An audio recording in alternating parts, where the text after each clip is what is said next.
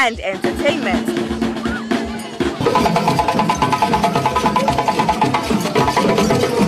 Our programs will contain matters on development,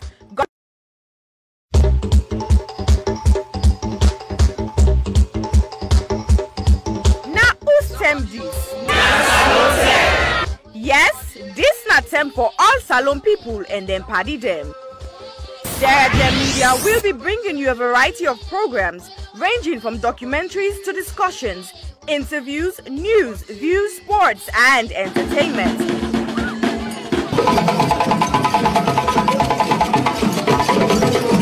Our programs will contain matters on development, governance, the economy, and issues that are of importance to Sierra Leone.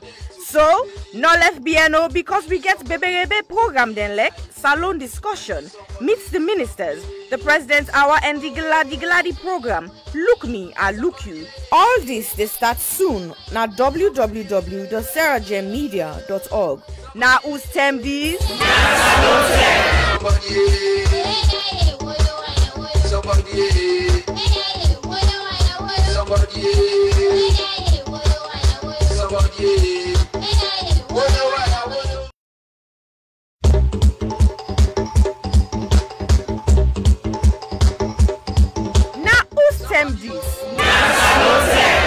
Yes, this na time for all Salon people and them party them. Sanitation Media will be bringing you a variety of programs ranging from documentaries to discussions, interviews, news, views, sports, and entertainment.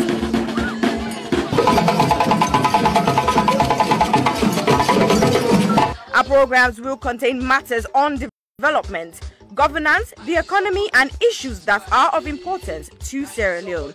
So, no left BNO because we get Bebe program then like Salon discussion, meets the ministers, the president's hour and the Gladi program, Look Me, I Look You. All this they start soon na www.saragemmedia.org. Now who's time these?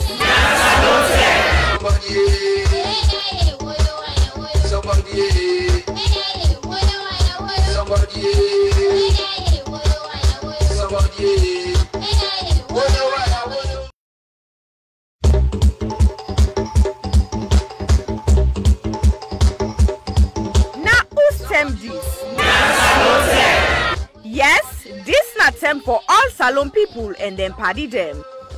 Sanitation Media will be bringing you a variety of programs ranging from documentaries to discussions, interviews, news, views, sports, and entertainment.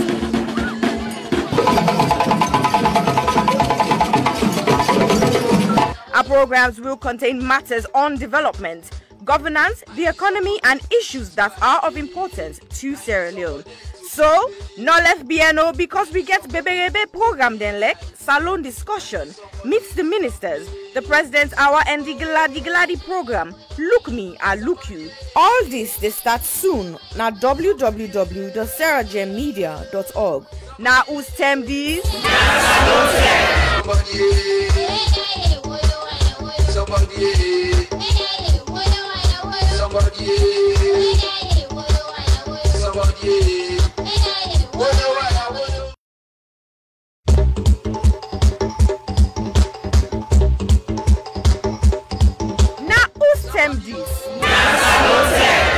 Yes, this na time for all Salon people and them party them. Sanitation Media will be bringing you a variety of programs ranging from documentaries to discussions, interviews, news, views, sports, and entertainment.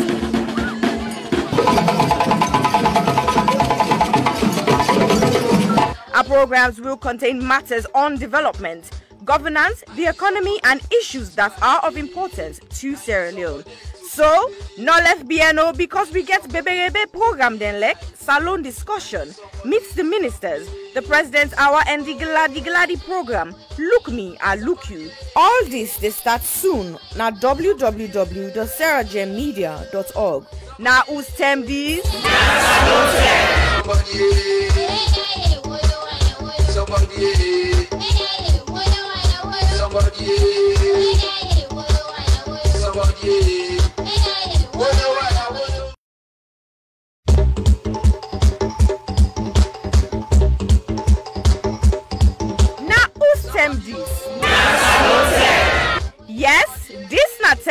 all Salon people and them party them. Sanitation Media will be bringing you a variety of programs ranging from documentaries to discussions, interviews, news, views, sports, and entertainment.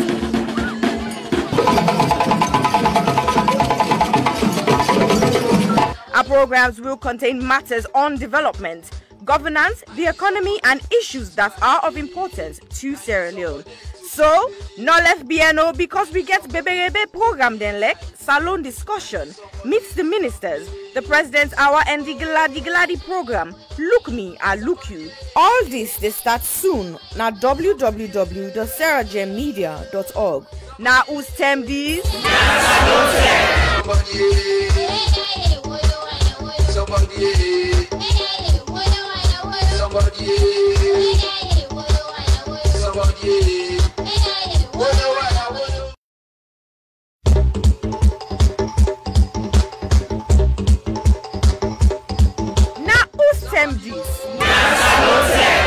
Yes, this not time for all Salon people and them party them. Sanitation Media will be bringing you a variety of programs ranging from documentaries to discussions, interviews, news, views, sports, and entertainment.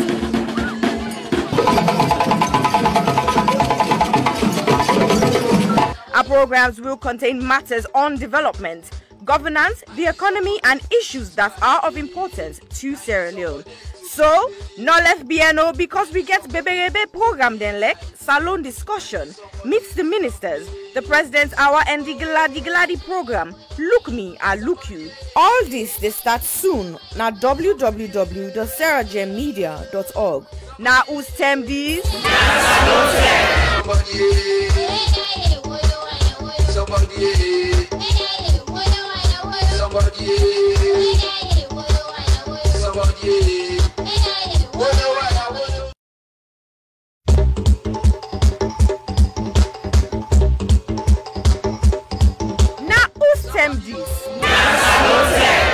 Yes, this not time for all Salon people and them party them.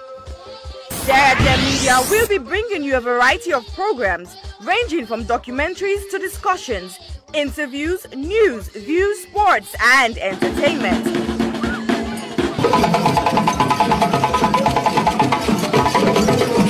Our programs will contain matters on development, governance, the economy, and issues that are of importance to Sierra Leone.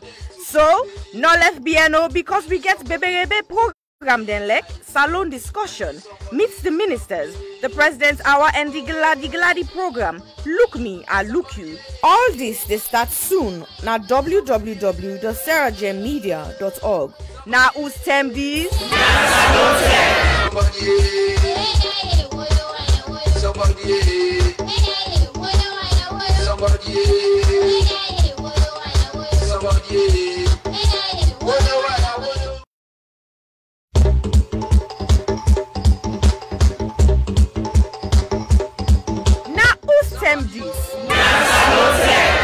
Yes, this not time for all Salon people and them party them. Sanitation Media will be bringing you a variety of programs ranging from documentaries to discussions, interviews, news, views, sports, and entertainment.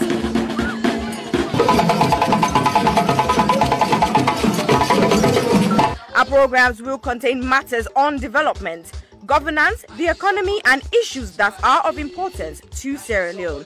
So, no left BNO because we get Bebe program then like Salon discussion, meets the ministers, the president's hour and the Gladi program, Look Me, I Look You. All this they start soon na www.sarahgemmedia.org. Now who's tem these?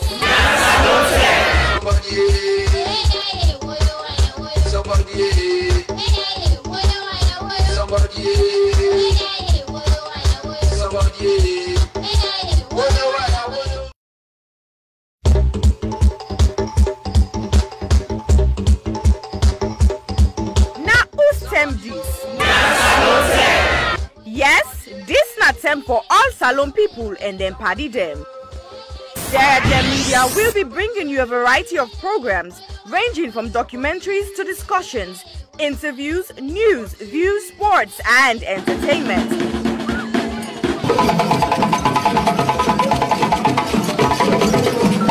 programs will contain matters on development, governance, the economy, and issues that are of importance to Sierra Leone.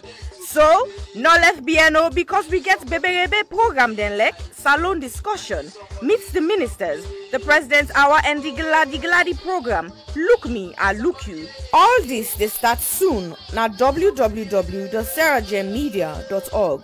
Now who's term these?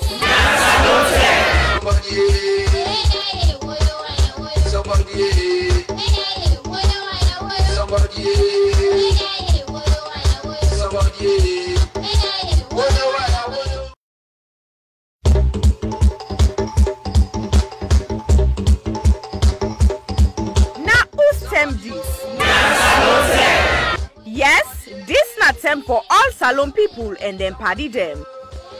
Sarah Media will be bringing you a variety of programs ranging from documentaries to discussions, interviews, news, views, sports, and entertainment.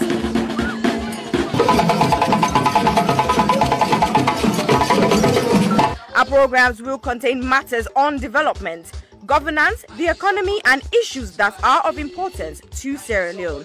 So, no left BNO because we get Beberebe program then like salon discussion, meets the ministers, the president's hour and the Gladi program. Look me, I look you. All this they start soon na www.sarahjemmedia.org.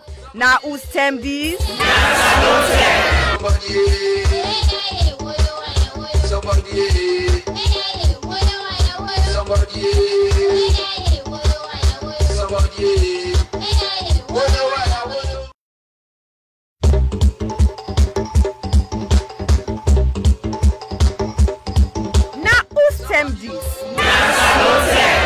Yes, this not time for all salon people and them party them. Sarah Media will be bringing you a variety of programs ranging from documentaries to discussions, interviews, news, views, sports, and entertainment.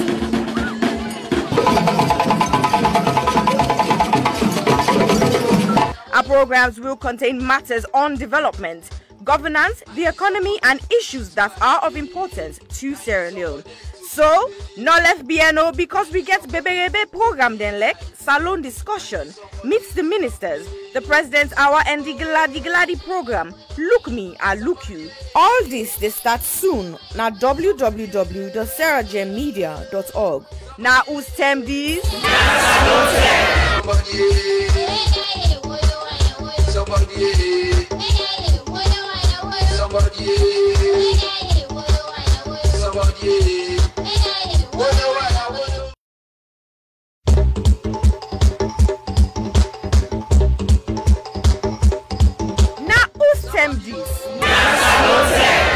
Yes, this not time for all salon people and them party them. Sarah Media will be bringing you a variety of programs ranging from documentaries to discussions, interviews, news, views, sports, and entertainment.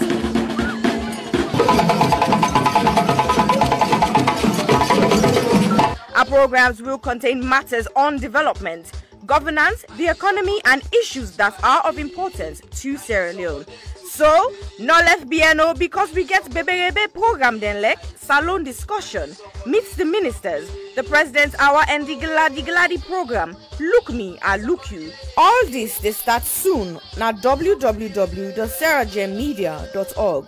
Now who's term these?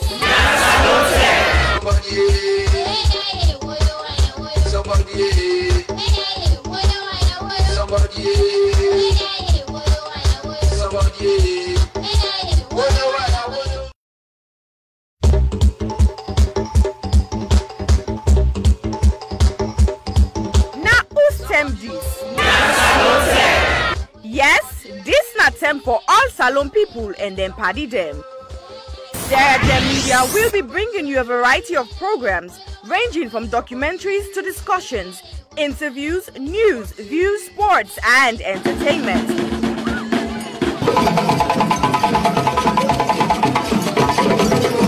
Our programs will contain matters on development, governance, the economy, and issues that are of importance to Sierra Leone. So, no left BNO because we get Bebe program then like salon discussion, meets the ministers, the president's hour and the gladi program. Look me, I look you. All this they start soon na www.sarahjemmedia.org. Now who's term these?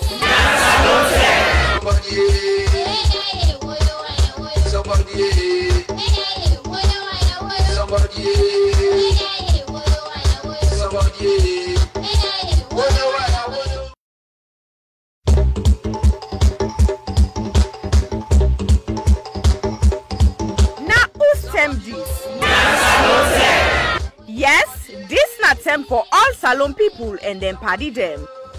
Sarah Media will be bringing you a variety of programs ranging from documentaries to discussions, interviews, news, views, sports, and entertainment.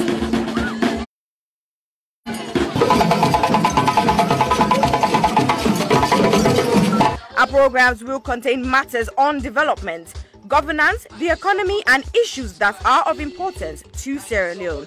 So, no left BNO because we get Bebe program then like salon discussion, meets the ministers, the president's hour and the gladi program. Look me, I look you. All this they start soon na www.sarahjemmedia.org. Now who's term these?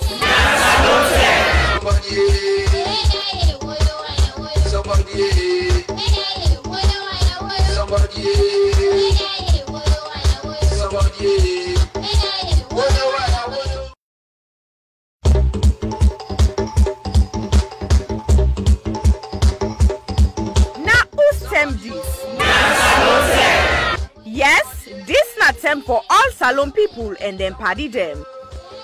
Sarah Media will be bringing you a variety of programs ranging from documentaries to discussions, interviews, news, views, sports, and entertainment.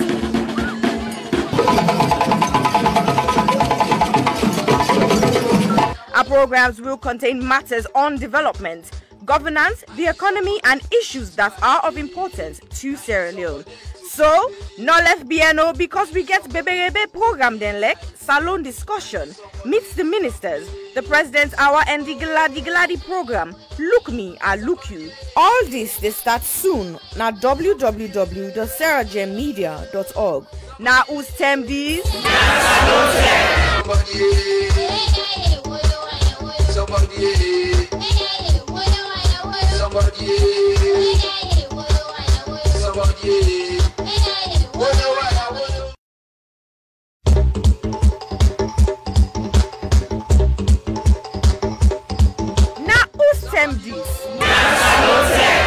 Yes, this not time for all salon people and then party them. Sarah Media will be bringing you a variety of programs ranging from documentaries to discussions, interviews, news, views, sports, and entertainment.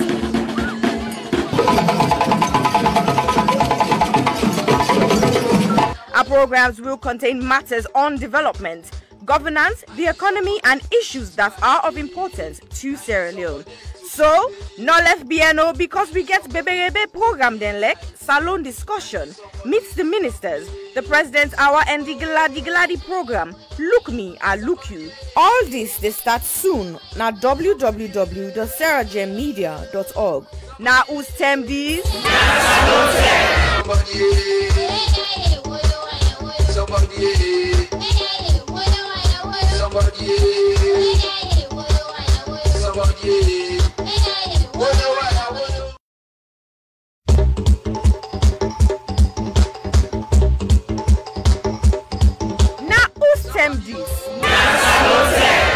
Yes, this not time for all salon people and then party them.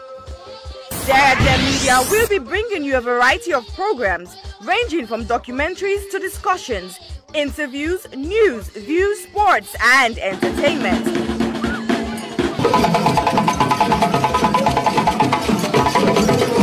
Our programs will contain matters on development, governance, the economy, and issues that are of importance to Sierra Leone. So, no left BNO because we get Bebe program then like salon discussion, meet the ministers, the President's Hour and the Gladi program, Look Me, I Look You. All this, they start soon na www.sarahjemmedia.org. Now who's term these?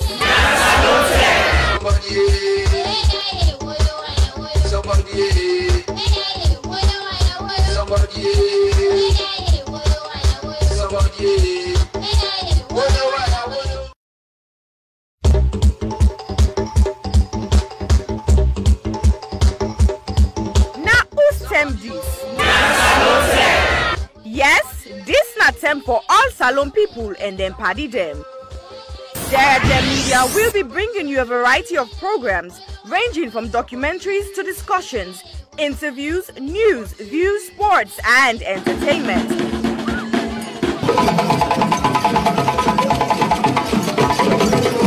Our programs will contain matters on development, governance, the economy, and issues that are of importance to Sierra Leone.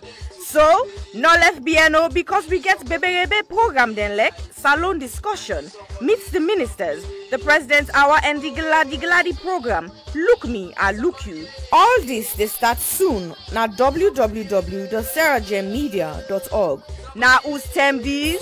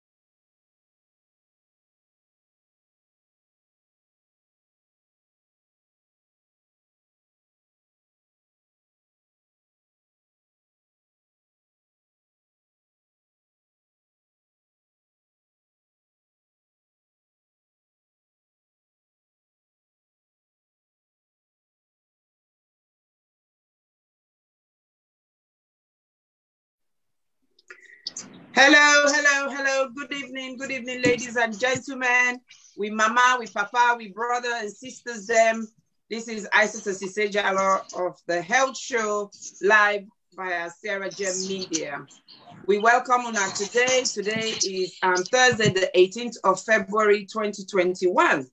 And today we're going to talk about something very serious enough that as it started, sprung in its head, we need to start talking about it so that we can create awareness, we can sensitize people, and we can deal with it better than we did the last time.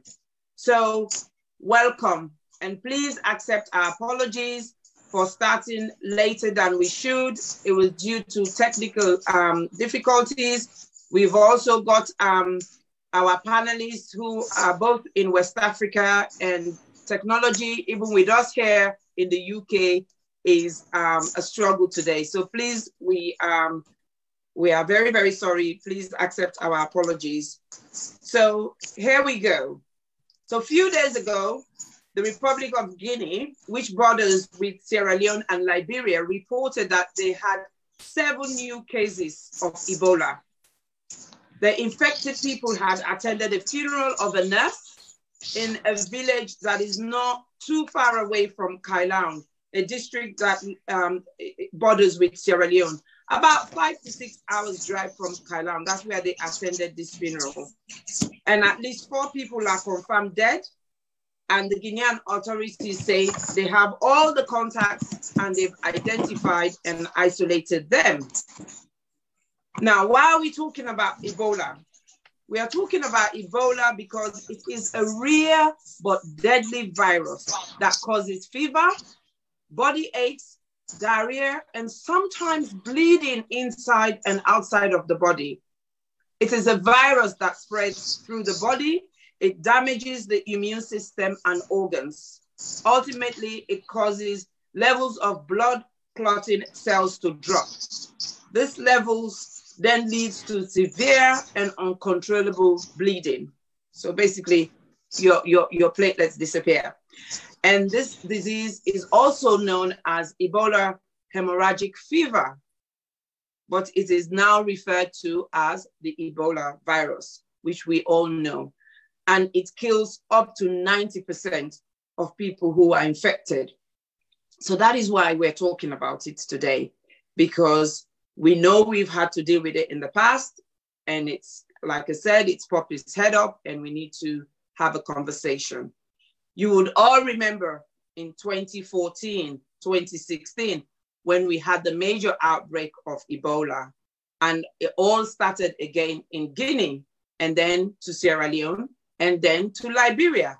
And we all remember the trauma, the torture we all had to go through. We remember the fear, the deaths, and the total panic that the country went into when Ebola was around.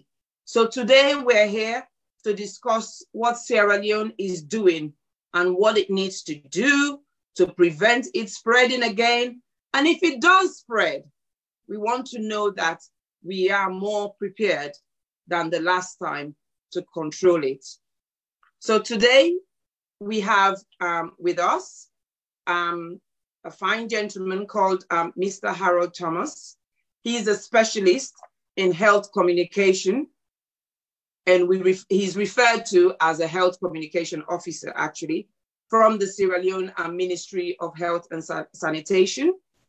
Harold is an extremely experienced public health professional with an extensive experience of fighting Ebola in Sierra Leone. He is also greatly and immensely involved in the current COVID response we have with the government at the moment in Sierra Leone.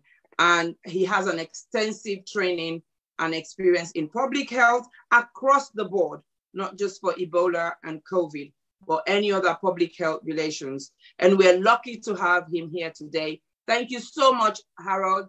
I know it was a short notice, but thank you so much for honoring my invitation. It's a privilege, and I'm forever grateful that you could come onto this platform to come and help share knowledge, talk, learn, and try and sensitize our community. And then we also have a gentleman called Mr. Obi Sise, Obi.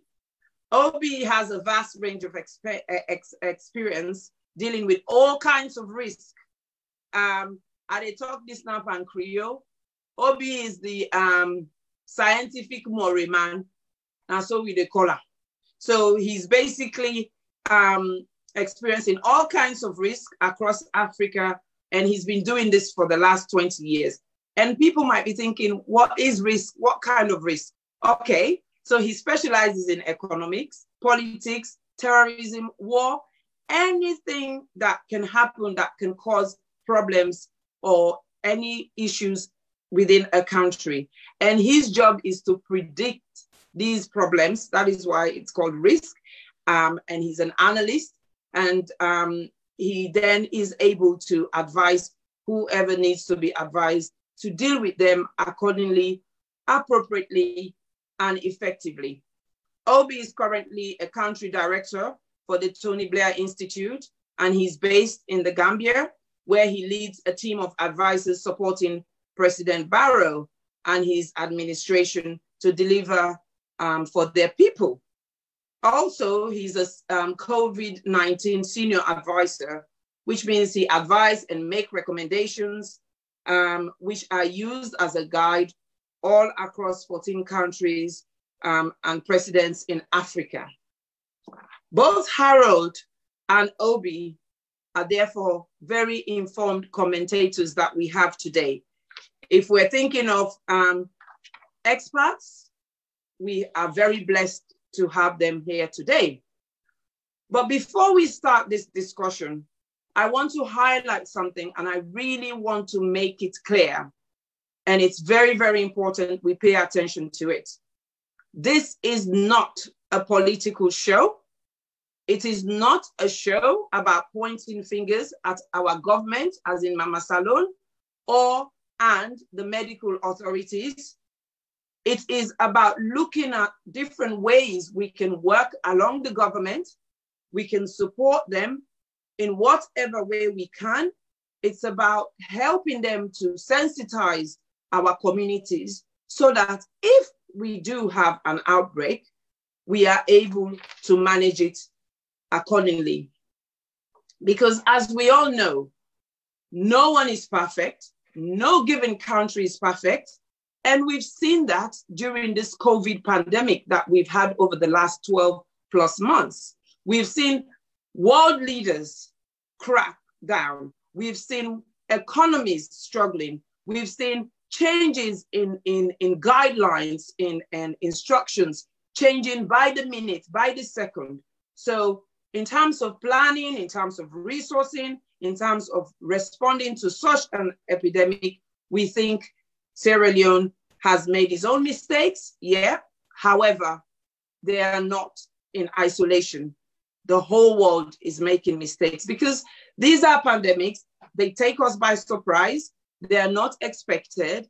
And sometimes in order to do what you have to do as professionals, it can be challenging. And sometimes you're constantly thinking on your feet and changing things. And so it's very important for us to bear that in mind, look at the bigger picture, and know how best we can support our government. So we should therefore start by thanking Harold and his colleagues at NACOVAC and all our frontline healthcare workers for the difficult job they have been doing over the last year with this COVID. And now we have a new Minister of Health, Dr. Austin Demby, who also has a vast knowledge in healthcare and was also in Sierra Leone during the Ebola.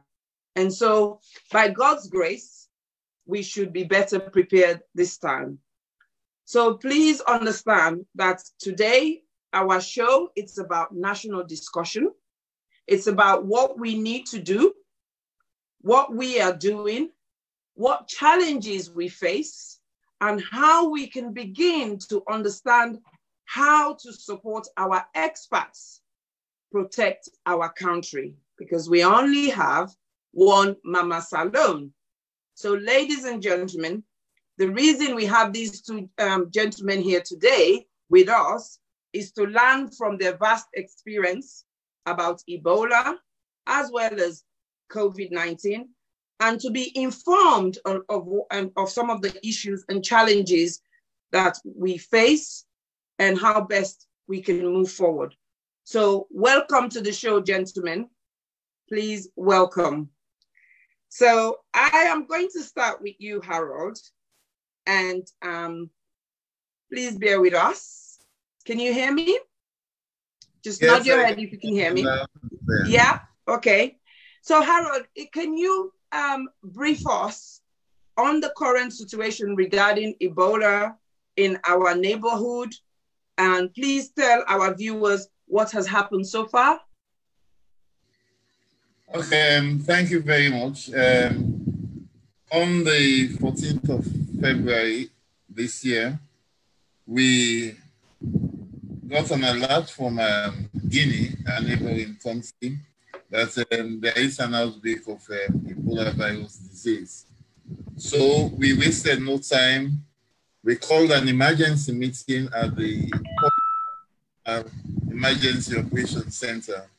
And together with our new ministers and all the core principals in the Ministry of Health, we were able to, according to our concept of operations at the Public Health National Emergency Center, we were able to activate the EOC, or the Incident Command System, to a level 2, which is the second highest level, the Incident Command System.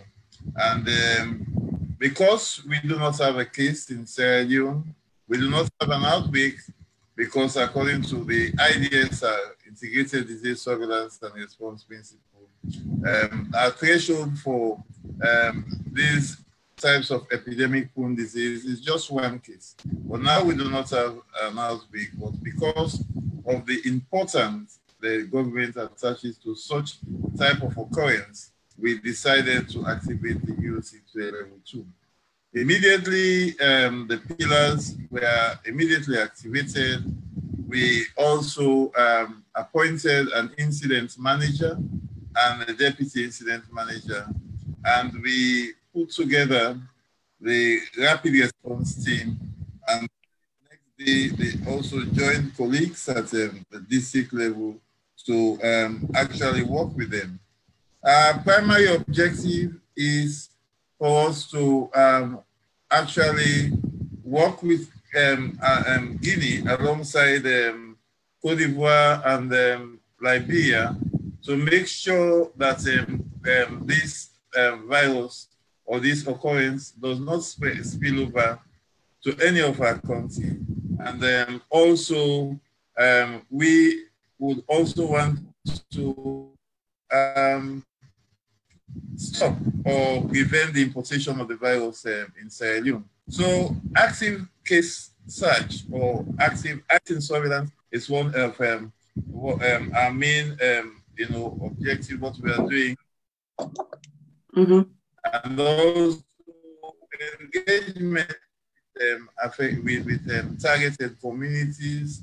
We are also looking at strengthening other pillars and putting things in place in case something happens. And for risk communication, which is public information, engagement with affected communities or targeted communities, looking at plans and mechanisms, managing rumors and misconceptions, and internal and partner communication and coordination. We have attached so much importance to this that we have also activated, this pillar, and we are working with our district counterparts and also partners to make sure that we prevent any importation of the virus in Sierra Leone. Wow. That's amazing. I mean, for me, in a way, that's kind of put my mind to ease a little bit, because why did I come about with this program? I came about with this program because I saw the press release that came out a few days ago. I think it was February 14th, right? Or February 15th, a press release where your name was listed as the risk communications officer, health communications officer. And I said, wow, I need to dig more into this and talk to Harold and see how best we can help as the people, because the government of Sierra Leone is made up of the people of Sierra Leone. So how best we can support the government. What can we do? What can I do in my own little corner as a proud citizen of Sierra Leone? What can I do? And of course, then I've got a fine gentleman who, for most of you or everybody knows, is my brother, who also had an experience. So Obi, I am going to you now. And I want to say thank you for accepting my invitation. You're not the easiest gentleman to get hold of either. And I don't have any special privileges because we share the same parents. I actually suffer more than people who don't share the same parents with you. So thank you so much. It's a privilege and it's an honor to have you on my platform. If I don't even see you for the rest of the year, I think I'll play the lottery 10 times. So Obi, this is a question for you. Given your experience, what were your initial thoughts when you heard the news about the outbreak in Guinea? What do you think we should be doing? Okay. Isata, thank you very much to have me on the show. I'm very sorry. I have very bad connection here in Gambia and poor lighting. Thank you very much, Harold. Harold and I have worked together. We fought Ebola together. So I'm a big fan of Harold. So I'm very happy to be on the show with him. He and his colleagues at the Ministry of Health have done a very, very good job in very challenging circumstances dealing with Corona. Yes, as you said, Isata, you are my sister, and I have to tell you, I'm shaking like a leaf. I've done interviews with CNN and all global media documentaries, but this is the most nervous interview I've ever done. That my own sister is interviewing me. Anyway, let's get to the subject. My thoughts, it was, I think, Sunday night or something, or Saturday night when I heard about it. My initial thoughts were, oh no. And then my next thought was, if you were in charge, what would you do? So I started to think, what would I do if I was in charge of Ebola in Sierra Leone, or I was working fighting Ebola with Harold today in Sierra Leone? What would I be doing? Those were my initial thoughts. Okay. So did you have any thoughts in your mind? As in, did anything come up, or it was pretty much that? So I'm going to pause it there for you. And I'm going to go back to Harold. Harold, you've had Obi say he was thinking, what would he be doing? How would he be working with you? Now, the question for you is, we also know our government has moved very quickly, like you've highlighted at the beginning. You moved very quickly and you've started responding to any issues and putting things in place to ensure that if anything goes wrong, it could be nipped in the bud. We've had of a suspected case in Kailaun that turned out to be negative. So please tell us, what is the government doing to prepare? How have you responded when you had that particular case? How did you respond up to the point where that person was tested and it was tested negative? Okay, thank you very much. That was actually what happened. It's not a new thing. Since the declaration, Ebola was declared over, we have been doing this. The Integrated Disease Surveillance and Response System is so active that we have been looking out for what we call VHF, in general, viral hemorrhagic fever. Mm-hmm. And if anybody is suspected or has symptoms suggestive of viral hemorrhagic fever, which includes Ebola, Rift Valley fever, chikungunya, Congo Crimean fever, and even Lassa fever, we would actually screen that person and send specimen to the laboratory. You know what? Wow. In Puja was such an unfortunate incident. That particular document was not a press release. It was neither a press release nor a public notice. It was done by the DMO as a case investigation report, and it was emailed to someone, but unfortunately, it leaked and it went into social media. Because on a daily basis, we're having incidences like this or suspected cases. But suspected cases of EVD or any disease of public health importance is not of interest to the public. It is for in our own consumption. But it's rather unfortunate because there are personal identifiers and all of this. But we have taken steps so that this does not recur any longer. But on that particular case in point, it was the person was tested several times at least 4 laboratories, and the results returned negative. So I want to allay the fears of everybody that that particular one was not a case, or I mean, it's negative. But we've been doing this all the time, and it should not alarm the public because it's part of our day job in testing anybody that's with symptoms suggestive of EVD or any other viral hemorrhagic fevers. Okay. Okay. Thank you so much, Harold. I just want to say from one of our viewers who wants to commend you all and said to all our healthcare workers and health authority, we want to say thank you. We're proud of you. We're proud of the steps you're already taking. You are already beginning to put our mind at ease. And you're quite right. Within healthcare or public health sector, some of these tests and investigations are ongoing. They're constantly going on, whether there is a pandemic or outbreak, they are constantly going on behind the scene. And it's not for common knowledge. And unfortunately, this was made a common knowledge. But thank God, it's not really created too much of an issue for the public. So we're very, very grateful.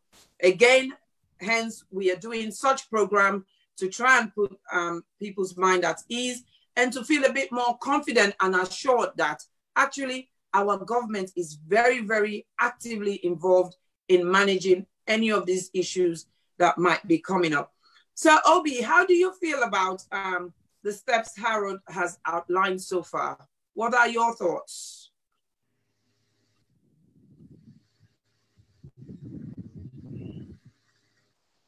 Obi, are you there? You're on mute. Yes, hello, can you hear me? Yes, we can now. Yes, so I started by saying my first thought when I heard about Ebola in Guinea was my mind started racing to say, what would I do? Now, my job is to advise leaders and governments on how to deal with issues and policies and risks. And, Ebola is just another one of them.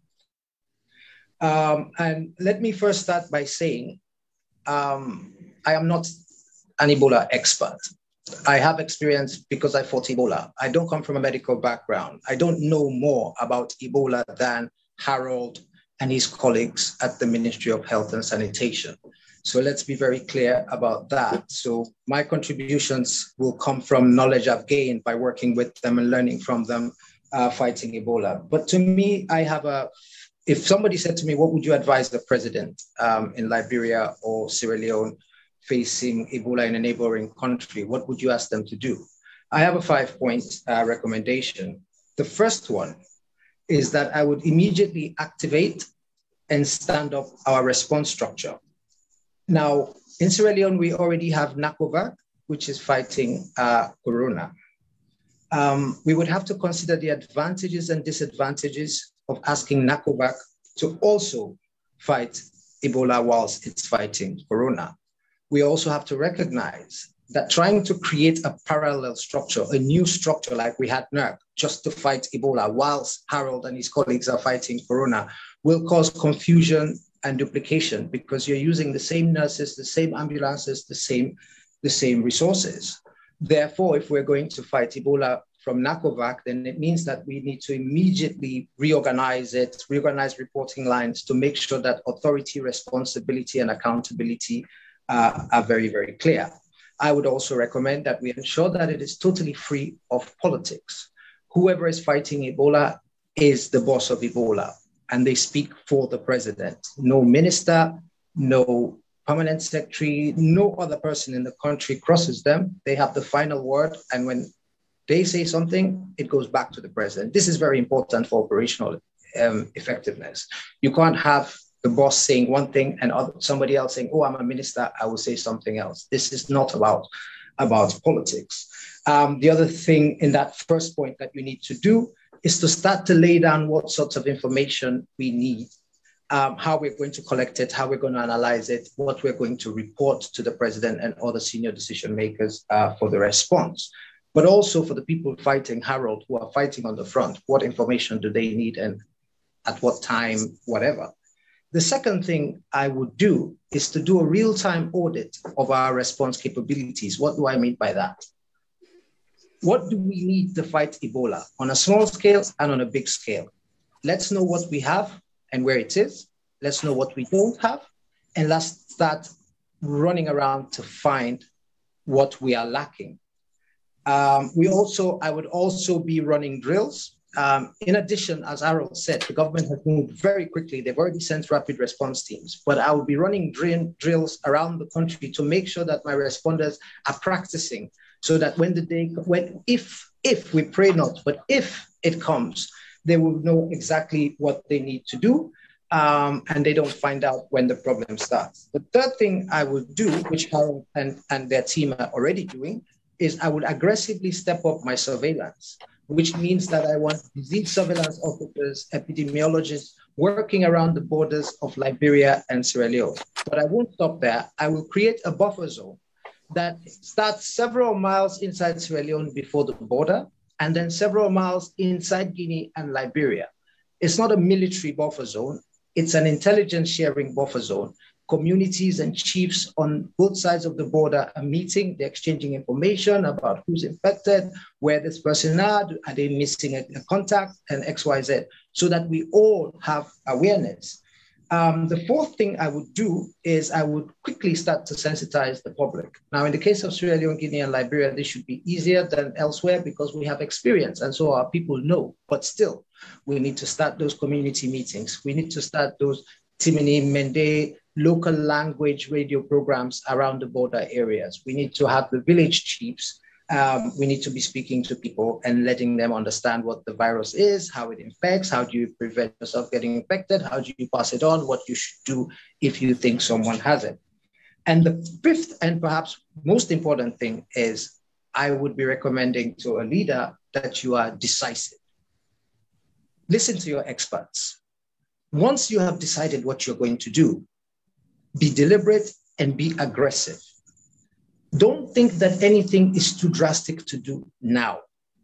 Because if you are scared of doing something because it's too drastic now, tomorrow it will not be drastic enough. We're seeing this with COVID today. When COVID started around the world, the United Kingdom did not even think about quarantining passengers coming in.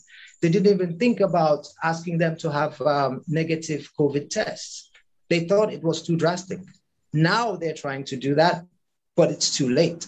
So the lesson for policymakers and leaders is be decisive, be direct, and be aggressive quickly. When Ebola landed in Nigeria, last time we had it, the Nigerians were able to snuff it out very quickly because they were deliberate and they were aggressive. So just to recap, number one, set up your response structure. Who's going to be responsible for fighting Ebola? Two, what do we have and what don't we have? Number three, let's start looking around and talking to people to know if Ebola comes, how we're going to find out where it is. Four, let's talk to our people to get them to understand what they need to do. And five, let us be decisive and aggressive once we make a decision. Those are the things I would recommend. And I'm pretty sure that Harold and his colleagues are already thinking along the same lines. We have a new Minister of Health in Sierra Leone, Dr. Austin Demby, who has extensive experience in healthcare management. He was also involved with us fighting Ebola. So I have a lot of optimism that the people we have, Harold and the people that we have got a lot of experience. And we just need to make sure that we don't become sloppy and we work together as a country and as a community to fix this. Thank you. Okay. Thank you, Obi. Thank you, Obi Sise. That's very, very thought-provoking. And I think the key message there, we have to learn not to be sloppy and we have to learn to work collaboratively, which is, for me, that's my buzzword. Collaboration, partnership, working together, working as a team always yields a greater impact. Harold, my next question for you was going to be around some of the challenges you think we would face. Now, with this issue in Freetown, our viewers who are watching us are posting some questions that I'm going to read out to you because I think it kind of aligns with the question of challenges and how do you, how are you thinking of managing them going forward? And one of it is to do with confidentiality, I think, which you touched on earlier on, how that information came out in terms of the Freetown issue. And so we have viewers who are asking, and they're directing it to you to say, Harold, how come the sensitive health information was leaked? And then another experienced Ebola worker who was also part of the Ebola team in 2014-16 is making a comment to say, we need to know what is done to protect confidentiality of individuals Release of detail that enables identification of suspected case in Pujeon isn't very different from what happened to the gentleman who had the first COVID positive test.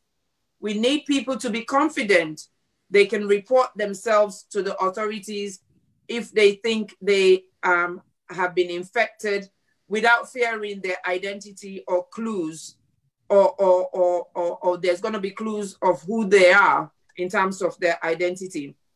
And again, this goes around ethics and professionalism for the frontline workers and so on and so forth.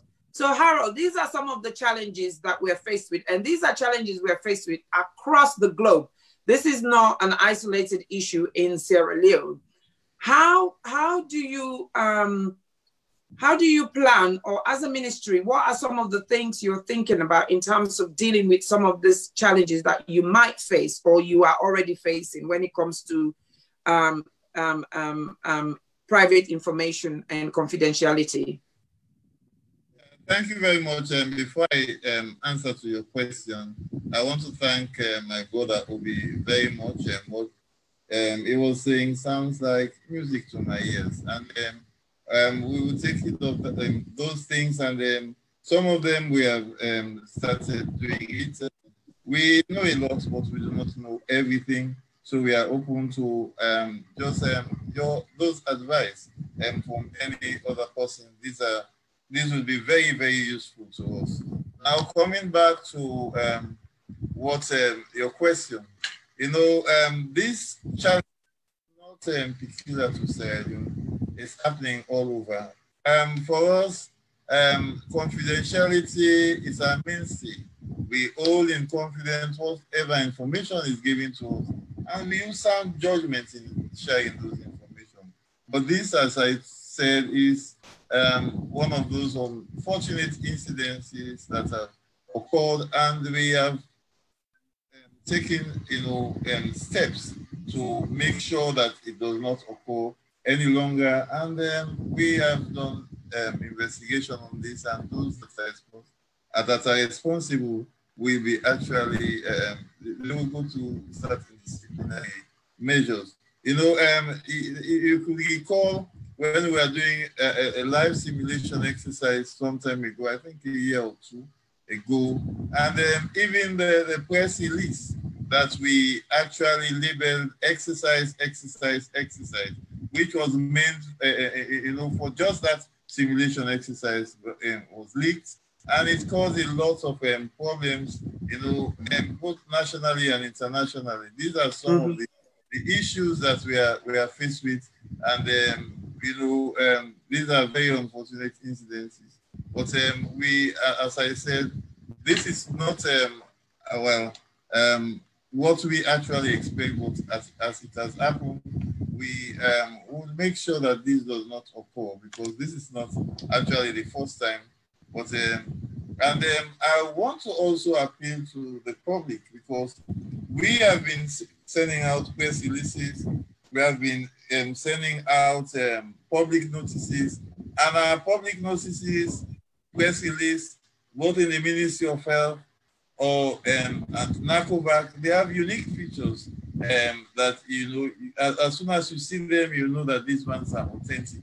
So for heaven's sake, if anyone sees or mistakenly or inadvertently this information goes into your system or device, the best thing to do is to actually delete it. And a lot of people actually know that was not from an authentic source, but some people take pleasure in bringing like panic into the society. But we, as I told you earlier on, this is not it's not pleasant for us. It's a very big embarrassment to us, and we'll make sure that does not happen. Okay, thank you so much, Harold. And I think that again is a very important take-home message. I always say to people, when you receive a post via social media, stop, read it, digest it, stop again, read it, digest it, stop again, read it, digest it, and then reflect on it before you make any decision. So use your 3 Ps. You pause, you plan, and you proceed. So look at it and think, is this something worth sharing?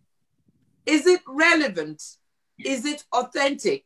Because sometimes we might think breach of confidentiality is just happening in Sierra Leone. No, breach of confidentiality happens all over the world. We're seeing, even yesterday, I saw a video about a nurse and a doctor arguing in intensive care. That video has gone viral. And what people don't realize, as they share, they've actually broken confidentiality, because that nurse that recorded that video never gained consent. A patient is identified in that video. So that is a serious issue. Now, did anyone have control over that? No, nobody had, because they probably didn't know that she was doing that recording. So sometimes these challenges are beyond our control, but it's about us as individuals. What do you do when that message or that information lands on your phone? How do you manage it? Because remember, if you've got 100 contacts and you send it to 100 contacts, you've already multiplied the number of people that have seen that message. And that 100 contacts, even if they have 4 contacts each, you multiply that by 4, is another 400 contacts. So it's about how do we contain some of this information is very, very important. Obi, you've had what Harold has said. What are your views about Harold's comment, and what are the most important things? And how would you approach these challenges that Harold has outlined? Because I know it is a challenge across public health, health sector, and all various sectors that deals with private and confidential information and all the other things that comes with sensitization and trying to balance some of these simulations against minimizing the fear of the general public. What are your thoughts? Thank you very much, Isata. You know, when I started, I said, point 1, what is the structure that we're going to use to fight? Point 2, what do we have? What don't we have? My 4th point was information and sensitizing the public. We need to understand one thing, whether it's Corona or it's Ebola. The most important weapon in fighting an epidemic is human beings. The virus needs us to infect each other for it to be able to survive and spread, which means it's not about how many beds you can build. It's about how you can get your people to take the steps they need to do to stop themselves getting infected. And if they think they're infected, to stop themselves spreading it to other people. Information management is very important. Now, the question about somebody leaking a patient details, that's unfortunate, and I do not believe that it was a deliberate act by our health authorities. But these things like test results or whatever, you have to share with a wide group of people within the healthcare network. One person will be irresponsible and decide to share that. And I'm very sure that as I speak, Harold and his colleagues at the Ministry of Health and the Emergency Center are already looking at how that happened and how it can't happen again. So I won't get into that. But on challenges, back to challenges, I would be asking questions like, how are we going to be collecting and disseminating information? Do we have enough PPEs? Do we have enough isolation facilities? Do we have enough testing facilities? How quickly can we test? How are we going to be collecting samples, taking them to the lab, bringing them back? How quickly can results get back? Who first gets the results when they are out? Is it the person treating the patient, or is it the head of the lab pillar who gets the results and then decides when they want to transfer it to the doctor or nurse who's treating the patient? That information flow. Do we have the ambulances? Do we have the vehicles? Do we have... and another very important thing is that unlike last time when Ebola came to us, now there is a vaccine for Ebola. So do we have a vaccine? If we have it, what's our vaccination strategy? Are we going to start immediately vaccinating frontline healthcare workers who are facing the border?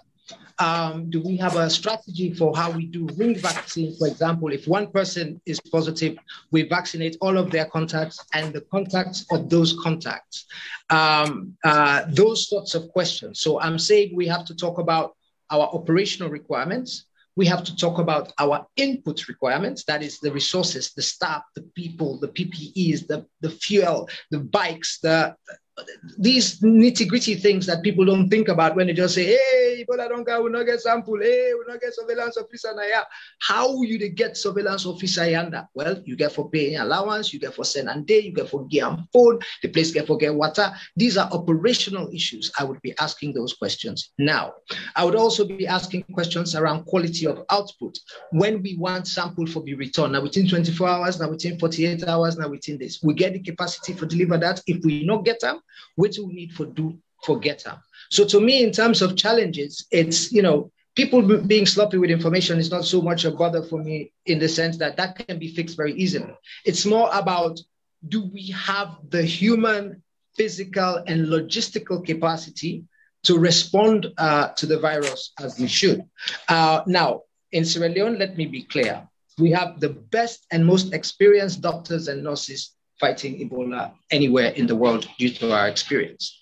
We have a system, we're a poor country, we don't have a lot of money, but we have a lot of experience. The people I fought Ebola with, Harold and his colleagues, have got a vast amount of experience. Our Minister of Health has a vast amount of experience. These challenges and questions I'm bringing up is just what I would be asking to make sure that we've dotted our I's and crossed our T's. Let's make sure that we don't just say, oh, what will we do if we have one case of Ebola in Kailaon? We should also be thinking, what do we do if that case of Ebola entered Kailaon, traveled to Kono, infected 10 people before we found out that we had Ebola? What would we do then? So you see what I mean? We have to think about now, today, tomorrow, and the day after, and what we need to respond to. Thank you. Whoa. Thank you. Thank you, Mr. Ebola Moriman. That's very informative. That's very intuitive. And Harold, a question for you. So last time we had Ebola, and you were also part of the fight, the battle against it. One of the challenges we had at that time was we waited for a long time to get support from international bodies. We did get it at the end.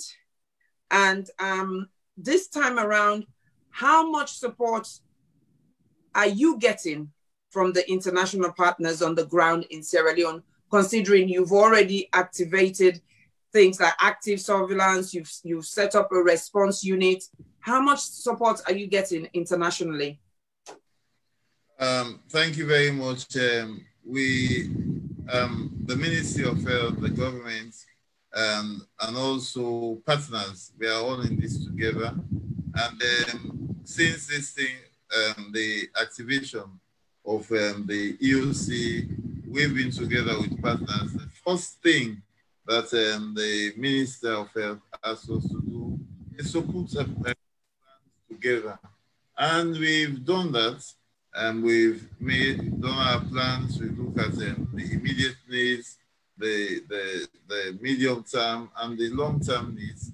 And we have presented these plans to the authorities, and then the partners also have contributed, and they have made contributions or commitments to contribute. And even in terms of the deployment of vaccines into the country, that is the request also have been done, and we, although we do not have a case, but ring vaccination is a very good strategy for the prevention also of EVD, and that's done. We have also created for the first time a vaccine pillar headed by one of the experienced, people dealing with, vaccinations and all of this.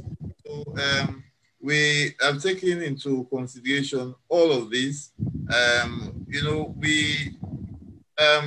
Although we do not have a case, as I'm saying, but the preparedness level is pretty much very, very high, because we've taken into consideration all of these, the strategy for vaccination, medical countermeasures. In fact, as I'm talking to you now, there was a rough and dirty assessment of all the, what we have in stock and what is needed, and we are trying to put things in place. And for even the treatment centers that we are saying, yes, there are, we do have what we call the rapid deployable units that can be fixed in a matter of hours.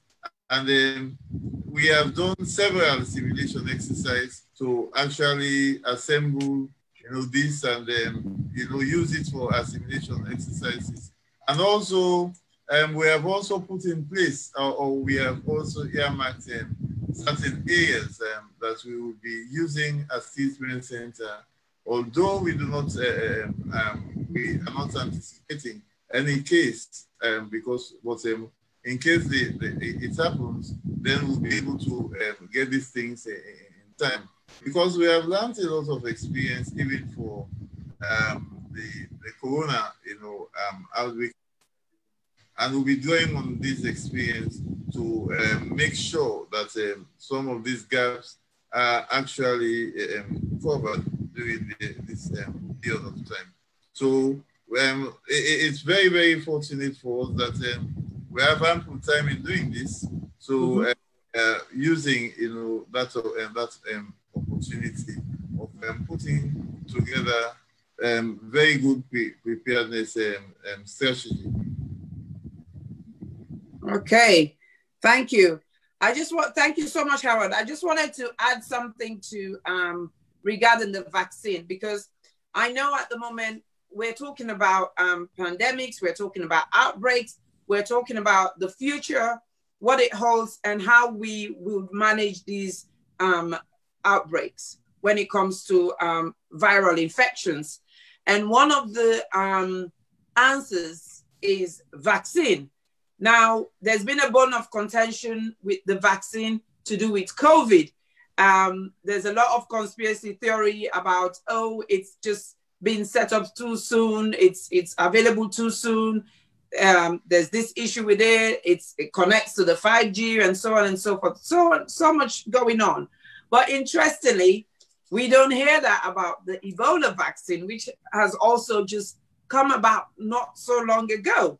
And of course, the value and the importance and the difference it's made recently, because several vaccines that have been developed when it comes to Ebola, including candidates from the Johnson & Johnson and Mac, has been used and has been announced by the WHO that through these pharmaceutical companies, they're actually going to develop an emergency stockpile of over 500,000 doses to stamp out some of these future outbreaks that we're beginning to see, and hopefully they don't get to that. And then with time, they will do it as quickly as possible. And of course, we know in 2018, 2020, when there was an outbreak in and a crisis in the Democratic Republic of Congo, the vaccinations did help stop the spread of the infection.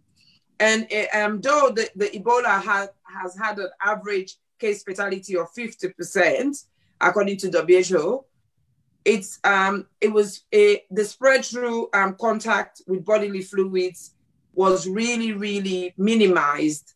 and it was not transmitted by asymptomatic carriers. So that's very, very important. And that's a key take-home message for people and a food for thought when it comes to vaccination, because I think we're talking about viruses here, and we have to talk about COVID. Yes, this is about Ebola, but we're still dealing with COVID. We're still fighting it. Novak in Sierra Leone are doing the best. Harold and his team are trying. So we need to bring up some of these things so that people understand where all of this is coming from. Obi, what are your thoughts on this so far? Well, Isata, as you know, I have, you introduced me and pointed out that I am, in addition to being country head for the Tony Blair Institute in the Gambia, I'm also senior COVID advisor to the Tony Blair Institute, which means that I have been heavily involved in advising governments and presidents around Africa, and also making debating points and thought leadership points in the global debate around COVID.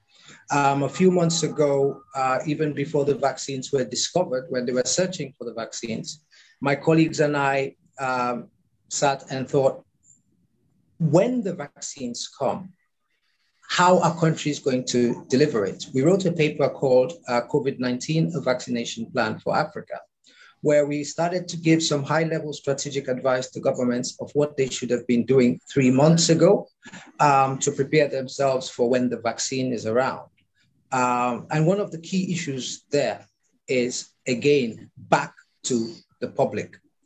Nobody know they argue for giving picking maclet with Ebola, for measles, for polio, and all that in there. But now when we talk about corona, everybody they doubt. Governments get responsibility for get ahead of that and start for inform people them and give them the confidence and assurance for make them want to take the vaccine. The same applies for Ebola, but in the case of the Ebola vaccine, it gave more credibility and history than the COVID vaccine, because COVID vaccine we just discover them, but the Ebola vaccine we don't discover them like 4 years ago.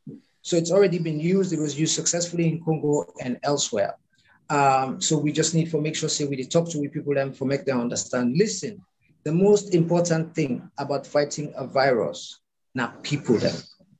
If people them agree for work with the government, if people then listen to the advice where government they give them, not do this, not do that, not do that, and they understand why government they ask them not for do this, not for do that, not to just government pass law, we not do this, we not do, no. Why? They understand, they own them, they are part of it. Not a government they fight Ebola for you, don't make that mistake. Government not able to fight Ebola if the public no work with them. So we get to work with Harold, we get to work with the Ministry of Health, we get to listen to the public health messages, we get to take the steps within the advice we take.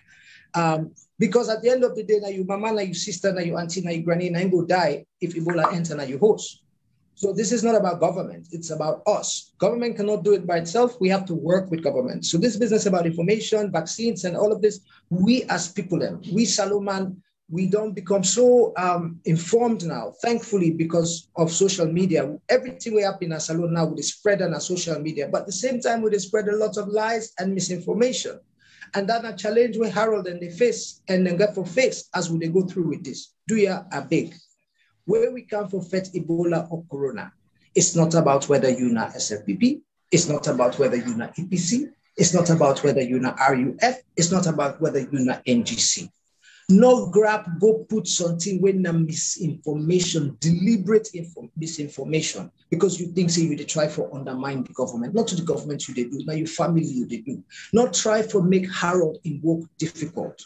If you get people that were ignorant around you and you understand, now your job for sit down and explain to them and talk to them and convince them about what to do. It starts with what can I do to prevent Ebola in Sierra Leone? What can my family do to prevent Ebola in Sierra Leone? What can my compound do? What can my community do? What can my village do? What can my town do? What can my city do? What can my country do? What can my government do? Not to we just sit down and we carry on with we life how we want, we spread them like they will usually they spread on social media, all the misinformation, who that they want this party, who that they want that party, all man they pass on this, that, let we not do that, they wake up at disease day.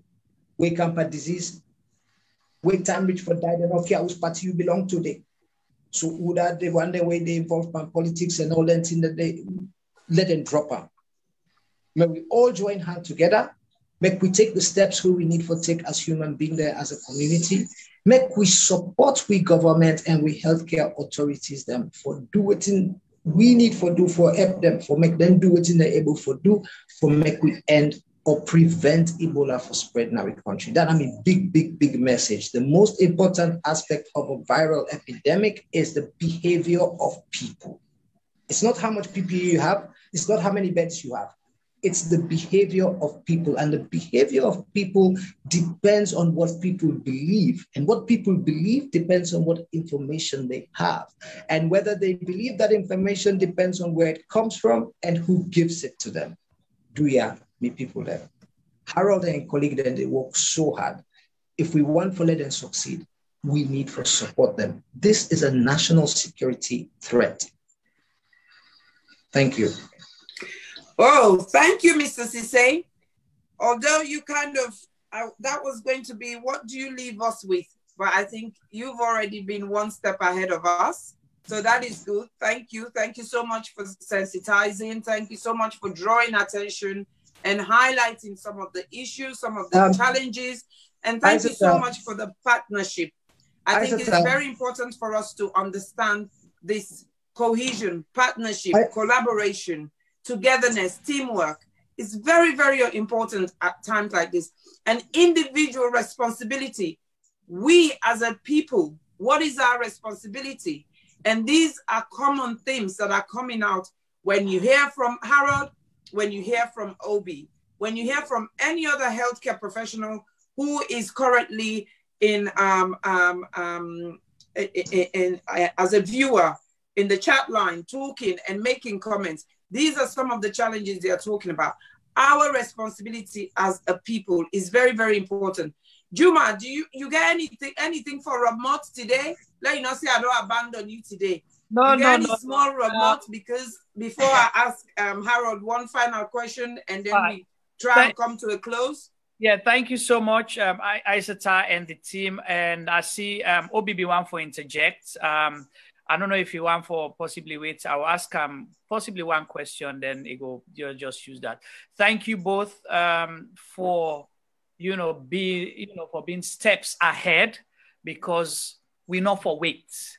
We have to be proactive.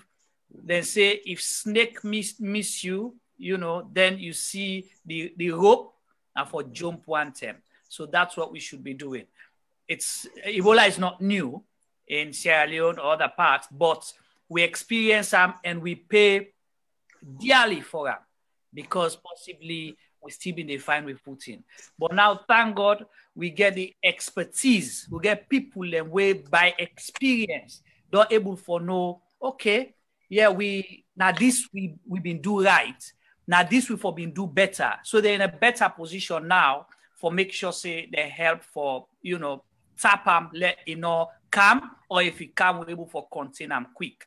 And thank you, Obi, for the free expert advice where you don't give to government and the people of Sierra Leone. I hope not just Harold, but the people the way they make the decision go realize and take their advice here so seriously, and maybe try for consult with una way be done day front na this fete. It is very important. And Obi, you highlight something where you say government get for be decisive, government get for pull politics. We will say politics, not only big P politics, but other powerful passing company, or you think say that other person who can't take your job. No, this is a fight for every Sierra Leonean. We should not be competing against each other. We should be working together. My question for you, Obi, now on the operational front, in as much as, we see we're in a better position, but we are faced with a complex situation as well. Because when you get, what you call it, COVID there, you get Ebola there, then carry similar symptoms, then we possibly not discipline how we were still able to draw the line, say this agency, now they work this work, this agency, they work this work, but at the same time, we still able for, you know, collaborate and do things together for achieve the bigger aim. From an operational point of view, wait till you go advise the government. Do we want everything to be bunched under the NACOVAC? Or we still get the Ebola task force where be there, not necessarily the same people, but that same structure there, and possibly twitch them a little bit for let it become even more effective? Or that would be my question. Do we do it one, or we do separately and then get meetings then for work together? Also, we get commonalities. That's one.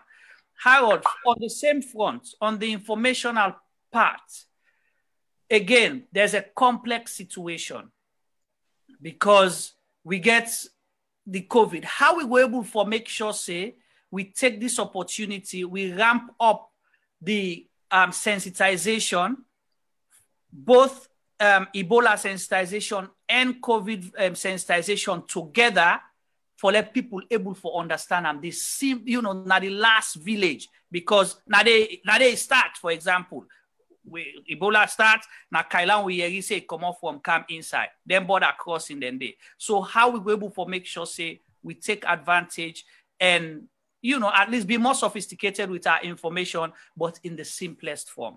So those are my two questions for the two people, one on the operational side and the other one on the information side. Okay, thank you very much for the question. I'll take the operational side. Now, if you think about you get Corona already the FET, NACOVAC the FET, then you get Ebola. Now, the question where you pose is, we need different sets of people or a different organization for FET Ebola separate from NACOVAC. The argument we go make for that is that you know what, let them be let them lose focus. You want to let them get focus if you focus on Corona or you focus on Ebola. But then again, when you think operationally, not the same hospital that we get, not the same disease surveillance officer that we get, not the same ambulance that we get, not the same resources we get. So why you go one for go set up a whole new other structure where this morning they call and say, from NACOVAC say, go and go check for Corona. Then they call them back from Ebola command, go check for Ebola, not the same man. So we got to be careful about how many structures we create. Me, I not like parallel structures. If you left to me, where Ebola been for Dona Salon, I not be one for let we even see say we will create NAC. The reason we end up for create NAC that because with systems they not be able for cope.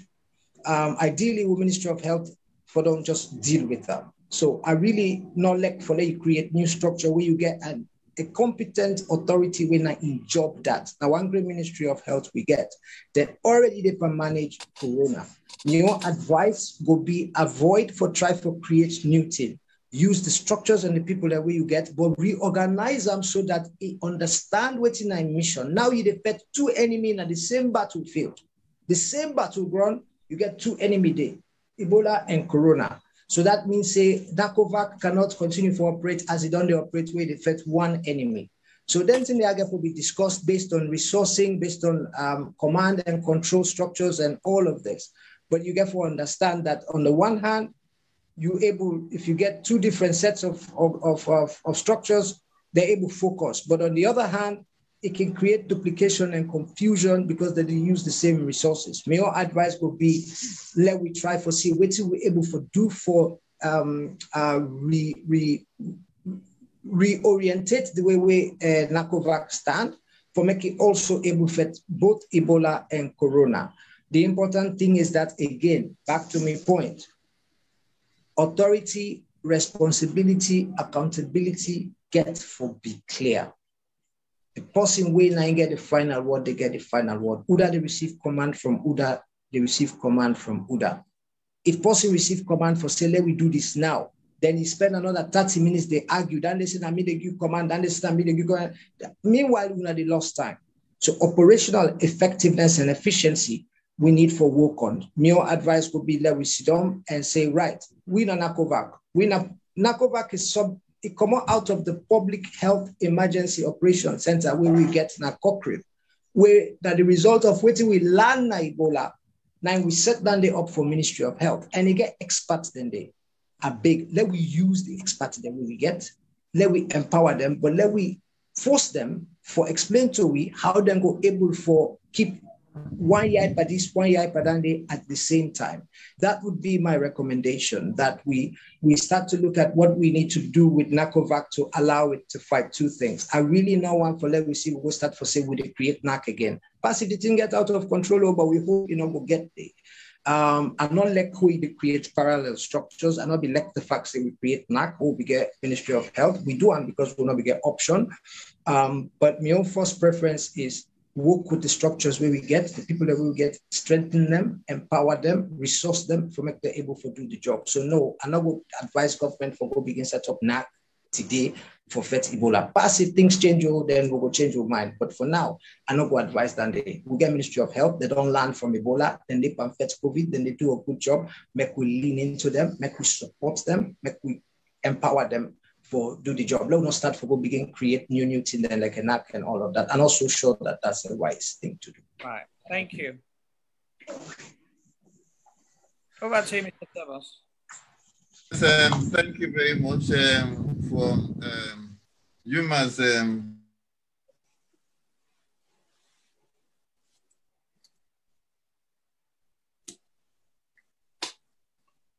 question on COVID. For us, one should be very, very prepared to handle the emergency. In fact, Guinea is fighting 4 epidemics at the same time: COVID, Ebola, measles, and yellow fever. These are 4. For Sierra Leone, we are only fighting 1, which is COVID-19. And we do not have an outbreak of Ebola here in Sierra Leone. But we are actually very, very much prepared. That is why we even, set up that system or elevated that system to a level 2. But the approaches are all the same. For risk communication and social mobilization, for instance, we have in place what we call the CLA, the community-led approach. This is working so well in the communities. We do not intend to change this at all. We are using the same structure. The paramount chiefs, they are the same paramount chiefs. The community health workers, they are the same. So we intend to work with the same system. The only thing is the messaging, because we need to package our message in such a way that people can understand, so that people will be able to, will be able to increase knowledge and influence attitude. That is the best thing for us to do. But now we are in level 2.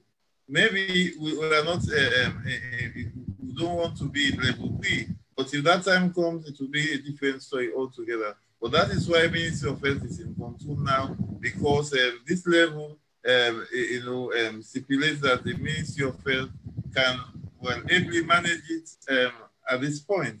But if it goes to another level, then it's a different story altogether.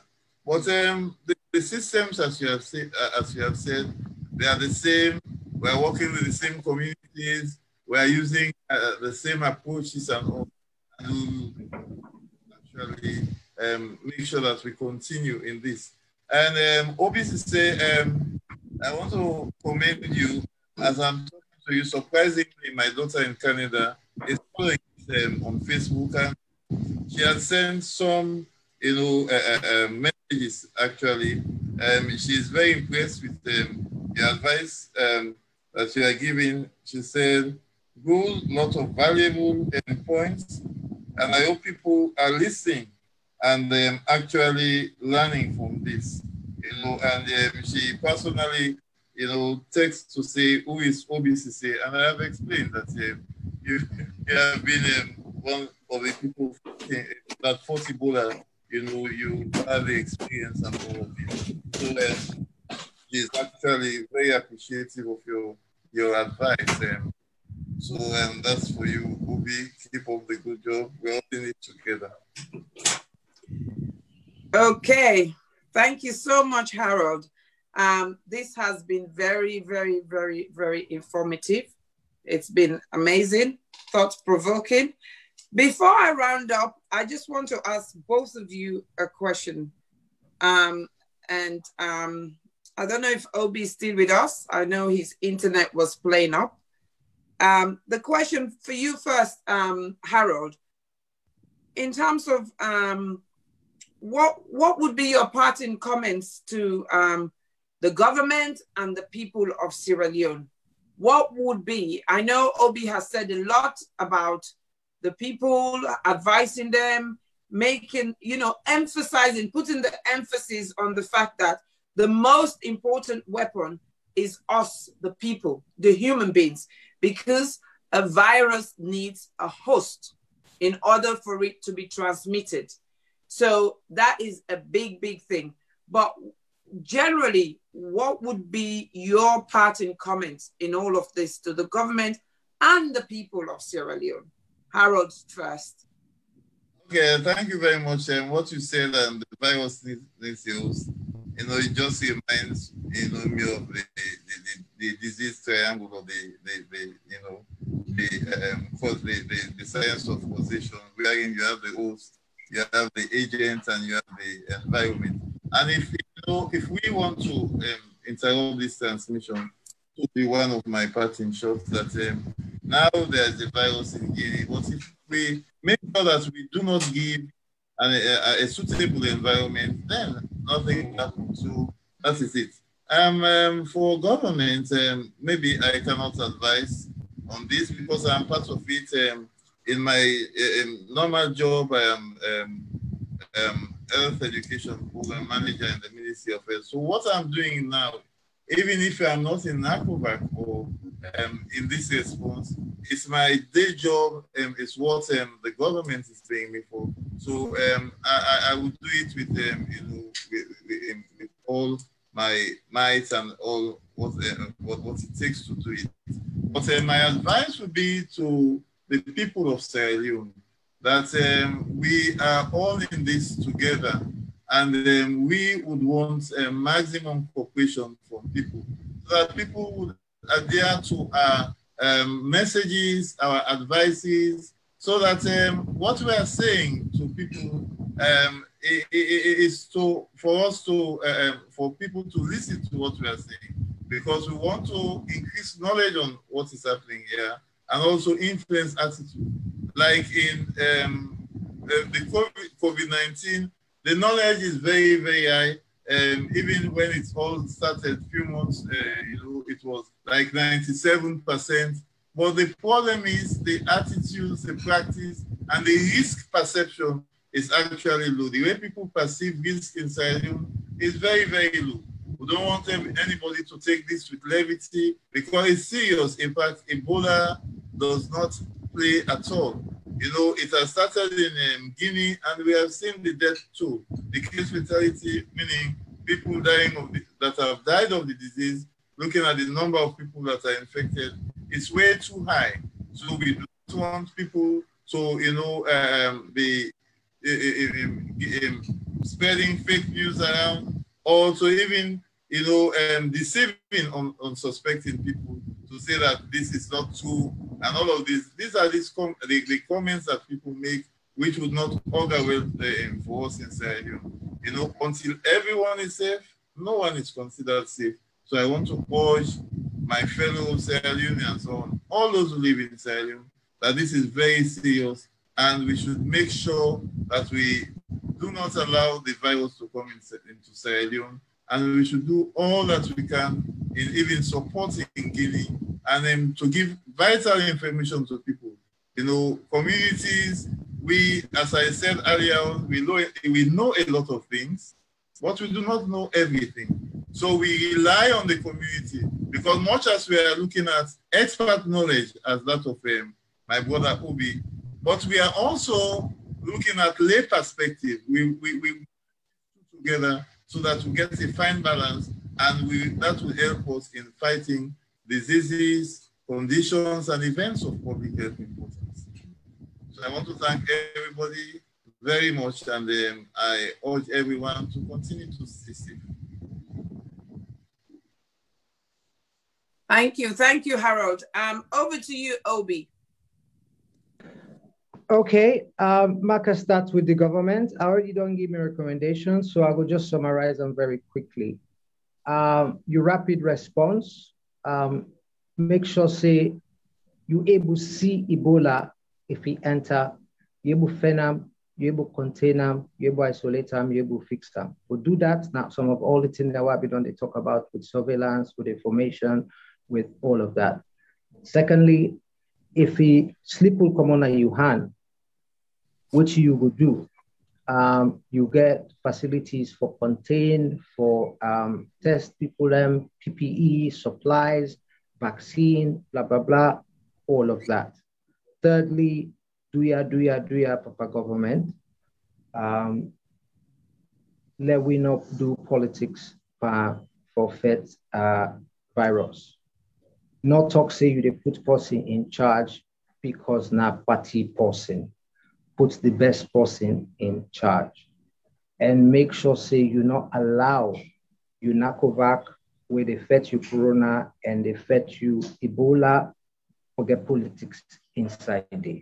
Let nobody know the way they challenge the boss and think say he will go back to the president or anybody else and get difference on it. Wait and tell you now the last. Now this make not been successful because nobody know be to argue with part of content.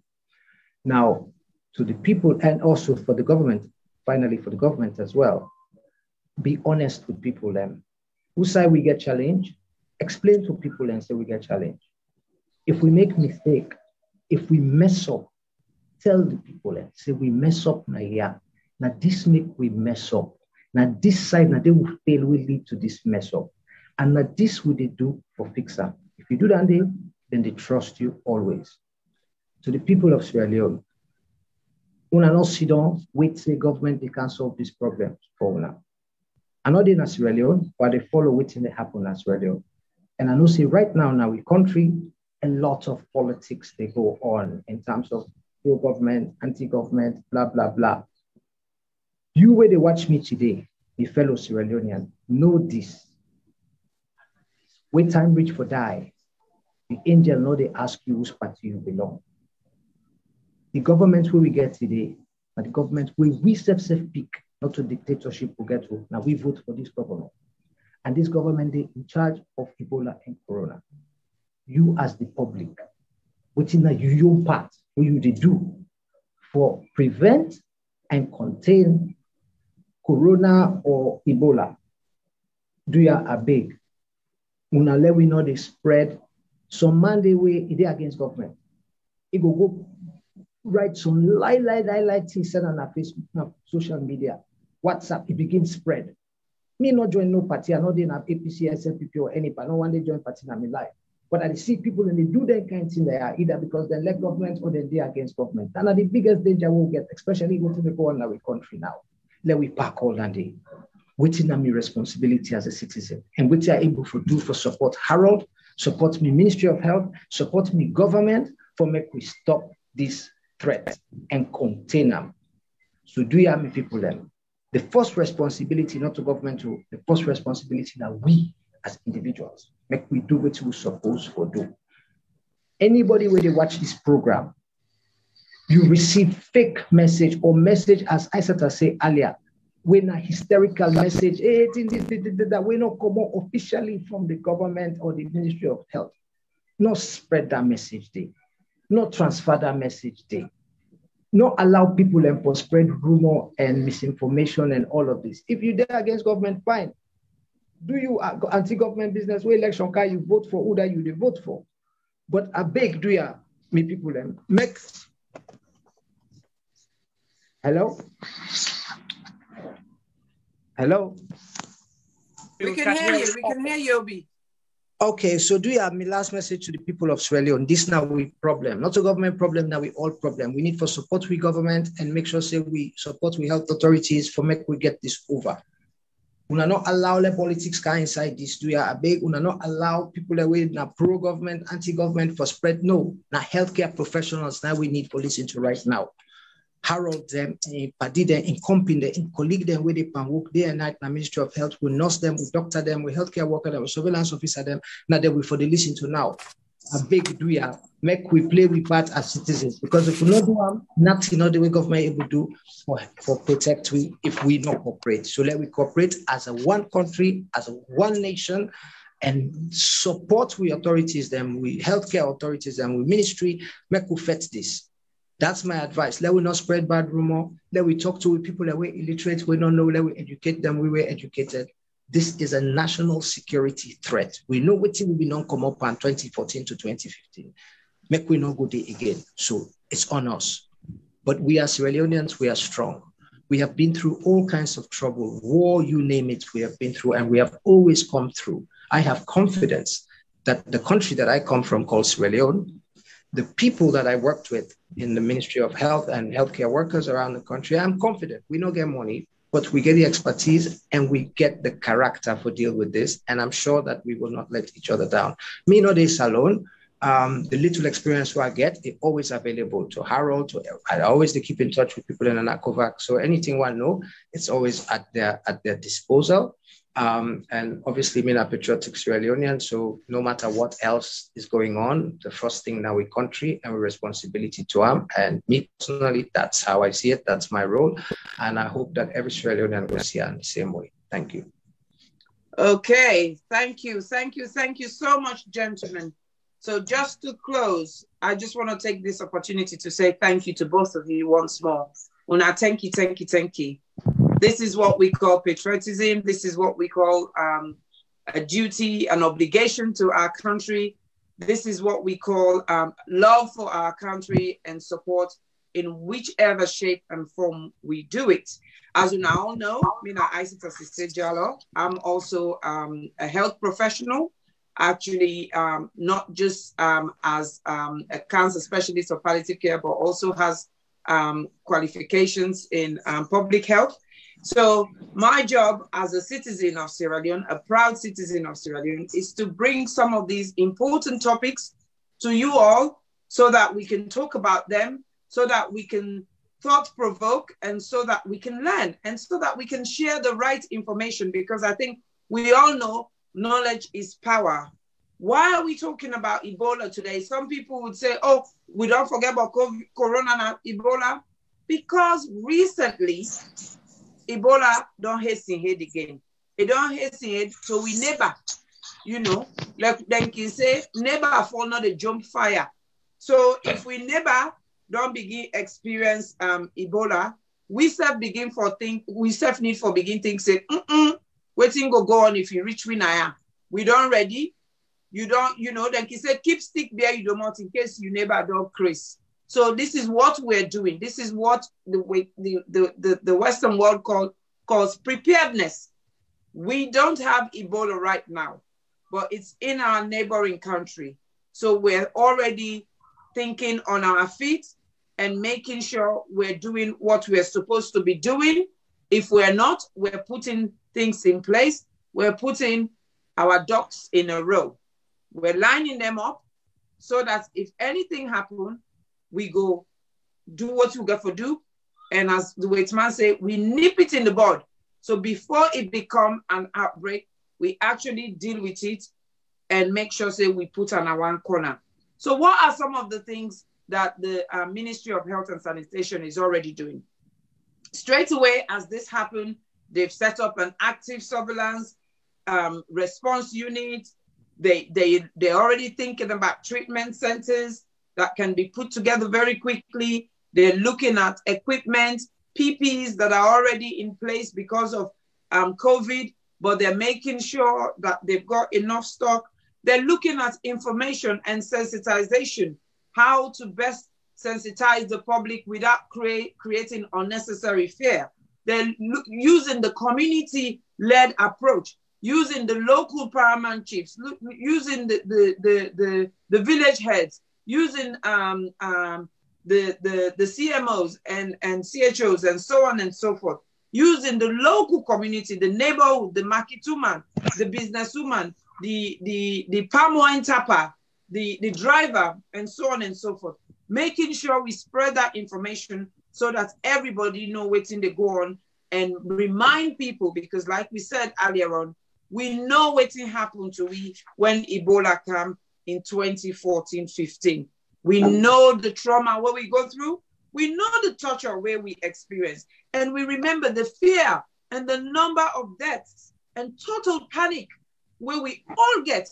Each and every one of us as Sierra Leoneans was affected one way or another, just like waiting the COVID they do right now. So it's very important for us to pay attention to some of this information. It's very important for us to absorb this information and to we the diasporans that we were there out of Sierra Leone. It is very important for us to also think about this and consider how we disseminate this information, because approximately, this is anecdotal, but 1 in 4 households in Sierra Leone would have a link with a diaspora. So we also play a very important role in information sharing, sensitization of we people then back home, taking things seriously, not being blasé, saying, oh, na Guinea, they're not going for reach to we, or rather than thinking, what can I do about this? Instead saying, oh, why they don't go open the border? They don't go open the border. Let us not focus on the negatives. Let us look at the bigger picture, see what we can do. Let us see how best we can support our government to ensure that this virus does not make headway in our country, because we know where we've been. They say, if you don't know how you go, know how you come out. So we know how we come out with Ebola. That is why we know they take and make play. We're serious about it. That is why as soon as I saw a press release from our humble Ministry of Health and Sanitation, straight away I thought, oh, this is something we have to start talking about. And I hope and I encourage all other platforms, social media platforms, to take this opportunity to reach out to professionals, to reach out to experts in knowledge and experience, so that we can start to sensitize the people, our people, us, everybody, so that we can support Harold and his team, so that this will not be a story where we say, we told you so, or I told you so. So I want to take this opportunity to tell everybody thank you. It's been very, very intuitive. People that don't engage a lot, Harold and Obi, people have said so much thank you. They feel very assured that the government is doing something, and they feel very assured and feeling confident in the sense we now know that we do have experts.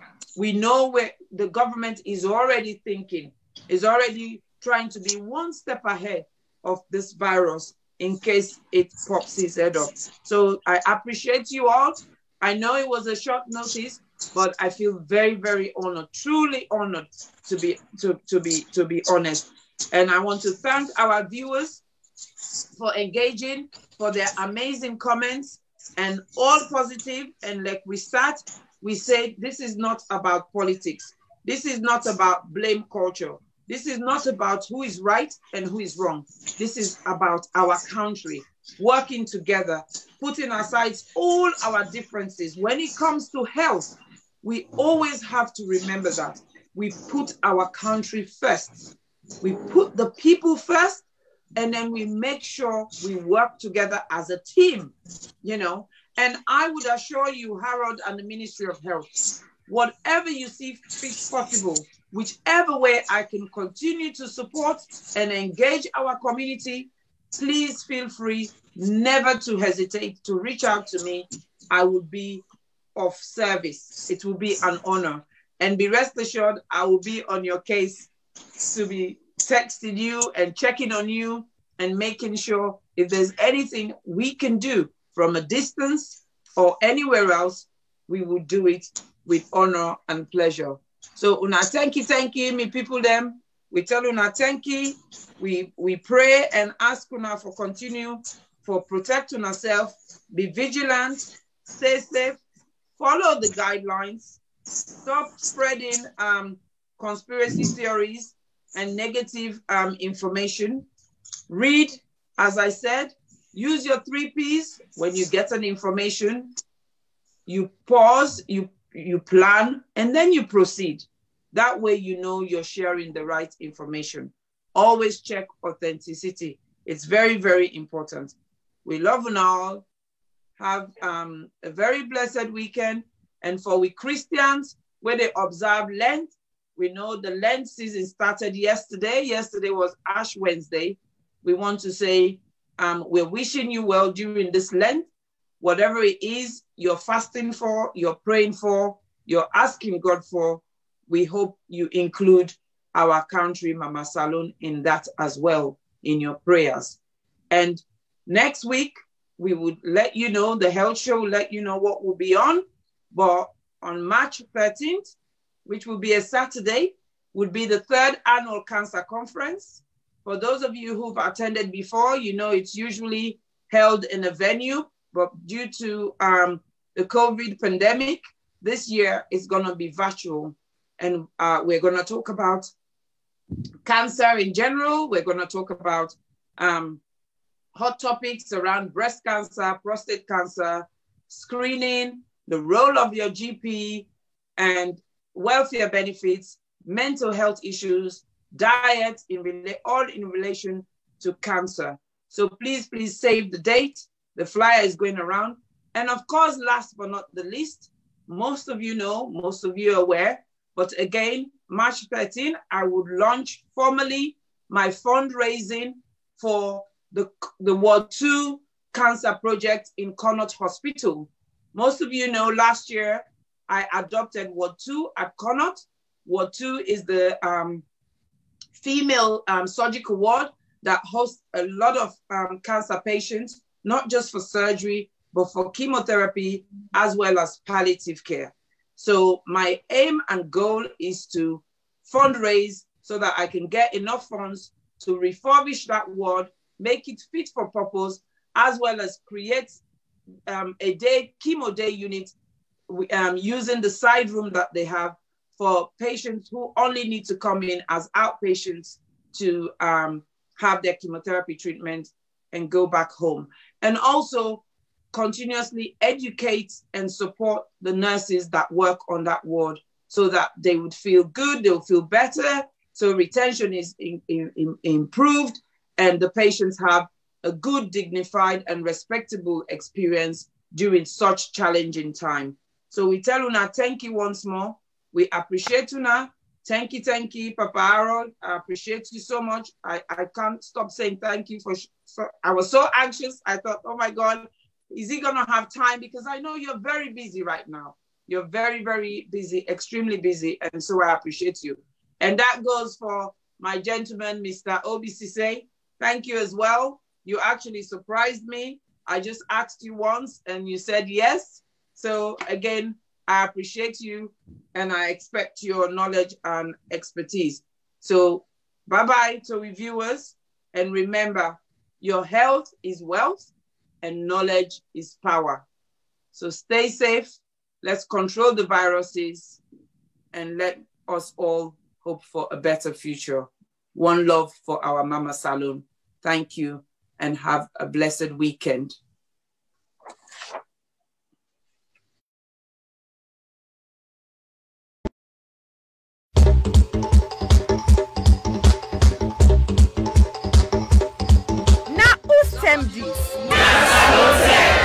Yes, this not time for all Salon people and them party them.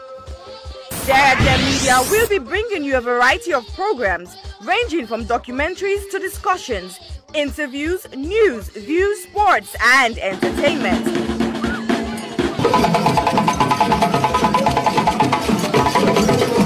Our programs will contain matters on development, governance, the economy, and issues that are of importance to Sierra Leone.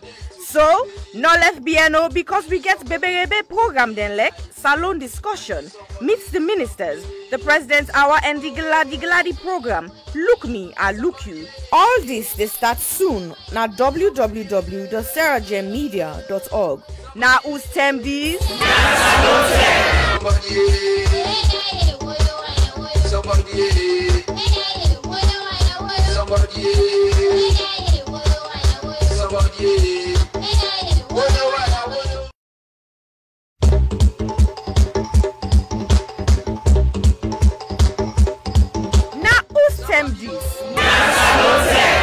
Yes, this not time for all salon people and then party them. Sarah Gem Media will be bringing you a variety of programs ranging from documentaries to discussions, interviews, news, views, sports, and entertainment.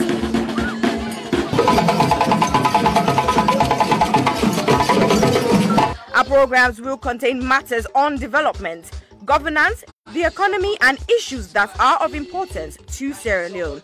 So, no left BNO because we get Bebe program then like salon discussion, meets the ministers, the president's hour and the Gladi program. Look me, I look you. All this they start soon na www.sarahjemmedia.org. Now who's tem these? Somebody